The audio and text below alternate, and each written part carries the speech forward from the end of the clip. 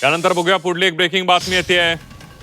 अमित शहा आणि फडणवीसांमध्ये बंद दाराआड चर्चा सुरू असल्याची माहिती मिळते। दोन्ही नेत्यांमध्ये राजकीय विषयावर चर्चा सुरू असल्याची शक्यता व्यक्त केली जाते आहे। दिल्लीतून एक महत्त्वाची मोठी बातमी येते आहे। मुख्यमंत्री देवेंद्र फडणवीस हे दिल्ली दौऱ्यावर आहेत आणि याच वेळेला अमित शहा आणि मुख्यमंत्री फडणवीस यांच्यामध्ये बंद दाराआड चर्चा सुरू असल्याची माहिती समोर येते आणि राजकीय विषयावर चर्चा सुरू असल्याची शक्यता व्यक्त केली जाते। आपण बघतोय मुख्यमंत्री देवेंद्र फडणवीस आणि केंद्रीय गृहमंत्री अमित शहा यांच्यामधल्या बैठकीचा हा एक्सक्लुझिव्ह फोटो आहे झी24 तासवर। आपण बघतोय आताच्या घडीची एक सगळ्यात मोठी बातमी। एनसीपी आणि शिवसेनेची भूमिका शहांसमोर मांडली असल्याची ही शक्यता वर्तवली जाते आहे। केंद्रीय गृहमंत्री अमित शहा आणि देवेंद्र फडणवीस यांच्यामध्ये बंद दाराआड चर्चा सुरू असल्याची माहिती समोर येते आहे।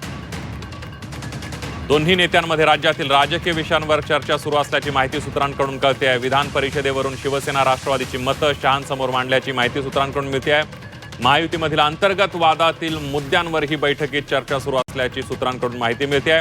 आणि थेट जाऊयात आपले प्रतिनिधी ओम देशमुख आपल्या सोबत आहेत। ओम, अगदी बरोबर आहे। खरं तर दिल्लीमध्ये महाराष्ट्रातल्या राज्य मंत्रिमंडळातील अनेक सदस्य पोहोचलेले, त्यामध्ये मुख्यमंत्रीही आहेत आणि मुख्यत्वे अमित शहांसोबतची जी बैठक झाली त्या बैठकीनंतर स्वतंत्र पद्धतीनं अमित शहा आणि देवेंद्र फडणवीस यांच्यात बंद दाराआड चर्चा झाल्याची माहिती समोर आली आहे। त्याचा फोटो सुद्धा आपण एक्सक्लुझिव्ह माध्यमातून झी24 तासच्या प्रेक्षकांना दाखवतो। या बैठकीमध्ये मुख्यत्वे राज्यातल्या राजकीय विषयांमध्ये विधान परिषदेचा मुद्दा असेल, त्यासोबतच माहितीतले अंतर्गत वाद असतील किंवा अर्थ खात्यासंदर्भात सुनेत्रा पवारांनी बैठकीमध्ये जी नाराजी व्यक्त केली किंवा जी त्यांची मत आहे ते सुद्धा या बैठकीत चर्चेला गेलेलं आहे अशी देखील माहिती मिळते।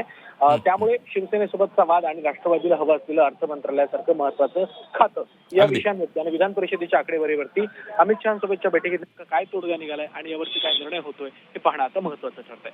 अगदी धन्यवाद ओम दिलेल्या सविस्तर माहितीबद्दल।